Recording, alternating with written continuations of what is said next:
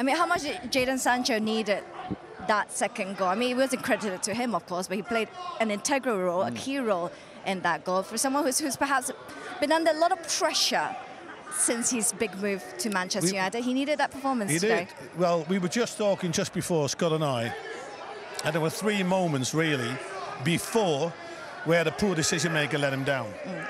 And just at the death of first half, he got that ball in, and that must have done him a world of good. Yeah. But because otherwise we would have said that was a poor half again, and that really got him back in the game. It was. He wasn't playing well, and as Renee was saying, there was one moment where there was one moment to pass, another moment to pass, and then he passed the third moment, and it was behind. I can't remember who it was. And you could almost see he didn't chase back, his body language was down. So to do that just before half-time, where if it hadn't have happened, he'd have trudged in, shoulders down, who knows whether he'd been taken off or not. It would give him a real spring in the step, and I'm pleased for him because I want him to do well here at United. Is the scrutiny on him a little bit unfair? I know everyone talks about the transfer fee, but actually, if you look at the chances created in terms of stats, he's not far off from Bruno Fernandes, who takes top. I can't remember if it's per 90 of its total chances created this season, but he's right up there. But of course, you're not going to be credited with the assists if, again, there's no one to finish it properly. In that way, is he perhaps slightly bit wrongly scrutinised? I think Renee knows better than me here at Manchester United. If you're anything to do with Manchester United, you are massively scrutinised. You know, one of the biggest clubs in the world, I think alongside Real Madrid, the biggest club in the world. So you have to be able to deal with that. Look, he went out to Germany, he went to Dortmund, the passion out there of the Dortmund fans, he's dealt with that. But coming back, he has had issues. And obviously we know earlier in the season he was sent to Holland by Ten Hag to try and just get away from things mentally as well as and get fit physically. Hopefully that moment, because sometimes just moments can turn things for you in a career, that will give him confidence to move on. But it's such a fine line, isn't it? You want to give people time. You want to give players like that, who we all know very well are extremely talented. You want to give them time. But United also, I think there are certain sections of United fans who are maybe getting a little bit frustrated with Jadon Sancho, but I think overall it's that the jury is still out, really. You want to give him another season. But United have had this tendency in the past where they hang on to players just that much longer, waiting for that breaking moment, waiting for them to really hit what was expected of them. And Jadon Sancho, would you feel that maybe perhaps next season is where he's really need to stamp his ground? Otherwise, it's going to go into a different story. Yeah, I have to agree with what you said before, Michelle. I think that's fair. Sometimes, you know, the scrutiny, there's a picture being painted, and sometimes people forget to look really at the stats and the facts. And then you think, well, hold on a minute, he's actually not too bad. But it's just sort of, that can happen. But, you know, with United, with the pressure, when you come here with the pressure, that's automatically, especially what you want to achieve.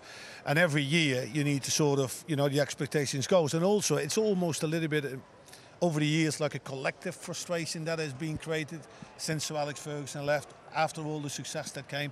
And we try this, and we try this, and we try this, whether coaches or players, and nothing really happens. So at the end of the day, there's no other way than, you know, give all the support to Ten Hag and the players that he wants, and hopefully the players, you know, step up and perform. Yeah, because the thing is, with all that scrutiny, there's always been, I guess, a certain amount of excuses. Oh, he hasn't got the fullback behind him to play exactly how he wants.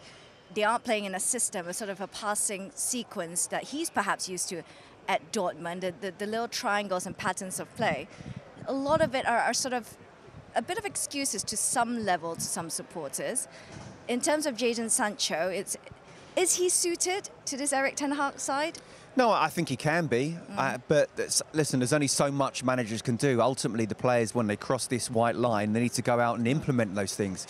I think Erik Ten Hag has done a great job, you know, making sure it's Champions League, having a trophy, possibly 2 as well. But when it comes to the players and they have that kind of big price tag on them, there's pressure. And there's nothing the manager can do once he's done all the training. And as I say, and they're playing on the pitch, you have to take that responsibility and love that responsibility. Bruno Fernandes, you get the feeling he loves it. Yeah. Whereas Jadon Sancho is still a little bit scared of it at the moment. Certainly for Manchester United. Like Garnacho would love that responsibility. He looks like a young player, and he's come on today as well. He looked pretty good in certain moments. He's one of those players that look like he has what it takes, personality-wise at least. And you do need that playing for Manchester United, don't you? Your personality and that ability to shoulder such a big responsibility. Yeah, 100%. And, you know, any player really, you know, Scott, like anybody else, I mean, any player that plays freely, you know what I mean by that, they will be able to perform. And if you look at Bruno Fernandes and other players like Rashford and also Garnacho, I'm 100% sure there's nothing bothering Garnacho when he steps on the pitch. He loves it. Just tell me when and I'm over there and I'm going to show you what you're going to do. You can see he's free in what he does. He's expressive. He doesn't think about anything, you know, what maybe holds him back. And that might still be a little bit the case with Sancho. Anybody who wears a Manchester United shirt, and you can chuck in a Chelsea shirt as well, has got talent. And lots of it. And then it becomes the mentality thing.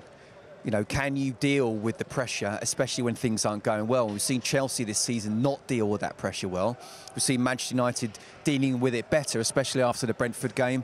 You're sort of thinking, Erik ten Hag must have been thinking, my goodness me, what have I got here? But he turned it around. He changed a little bit the style that ideally he would like to play to make sure that it's exactly what Manchester United needed. Yeah, and then once you get the wins, you get momentum with that. And I think now coming to the end of the season, as I say, Champions League football guaranteed. It's going to be fascinating to see. And we talked about Poch and what he would do in the summer for Chelsea. I think I'm really fascinated to see what Ten Hag would do, because I feel that last summer he didn't really have a summer. He didn't get know the players, and he also had the Cristiano Ronaldo situation to deal with. Now he knows exactly what he believes that he wants from the club. We'll have to wait and see on the budget with the ownership and see what happens there. But this club generates a lot of money, so there still should be money to buy. As I say, I'm really interested to see where he's going to go and who he's going to buy.